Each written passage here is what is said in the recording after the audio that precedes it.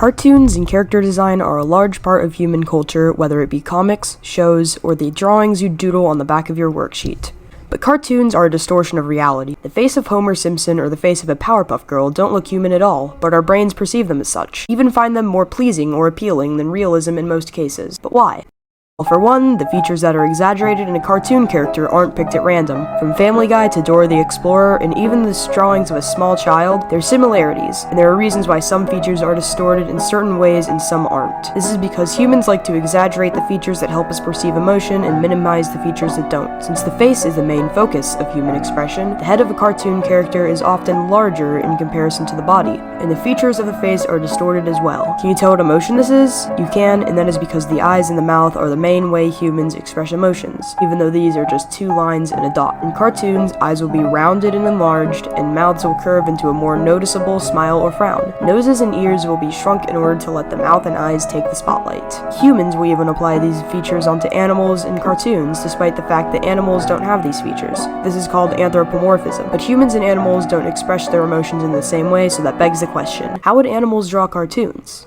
Well, let's start with a cat, specifically a cat's face for now. Some of the main ways a cat might express emotions through his face is the ears, the fur, and the pupils. Occasionally the teeth as well. When a cat is happy, his ears will perk up, and when he's excited as well, his pupils may dilate. Or if he is curious, his pupils will become slits. A relaxed cat has more relaxed ears and squints his eyes. A scared cat will have dilated pupils, puff up his fur, flatten his ears, and bare his teeth. An aggressive cat will have slit pupils and will turn his ears backwards. Now, the cat's body. To show his expression through his body, a cat will mainly use his tail, back, and his fur to communicate. In fact, the tail can display a very wide range of emotions, as you can see here. The fur will puff up if a cat feels scared or threatened. If a cat is aggressive, his rump will angle upwards, but the more threatened he feels, the more his back will arch upwards and the taller he will stand. If a cat is submissive, he will try to seem smaller and will stand closer to the ground. So using this information, a cat would probably draw himself with large eyes, expressive pupils, a massive tail, a long body, and some very exaggerated fur-puffing claws or teeth if he gets angry.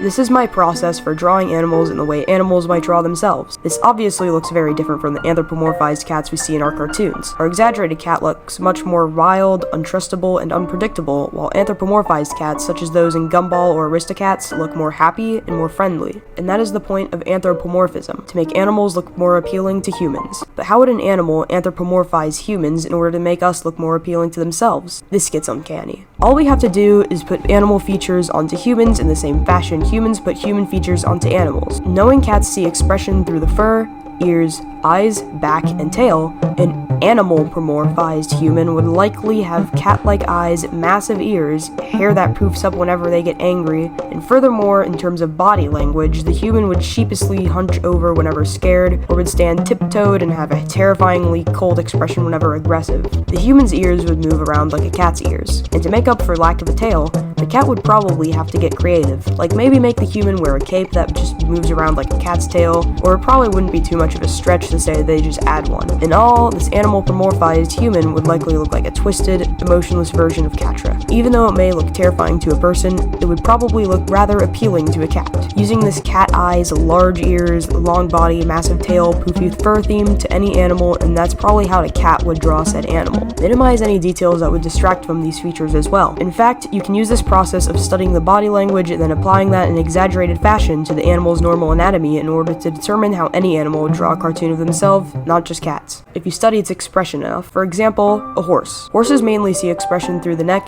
ears, mouth, and tail. Using this knowledge, we can exaggerate the neck, ears, and tail of our cartoon horse, making it look closer to a donkey or a giraffe. Some other animals, like rats or cockatoos for example, probably wouldn't draw themselves much different and would just exaggerate their emotions when drawing a specific emotion. All of these animals would draw each other and humans differently. And in every instance, the humans they draw would look uncanny and unsurprisingly animal-like. It's interesting to think about how our recognition of facial expressions impacts how we draw everything, and how animals and humans view the world differently.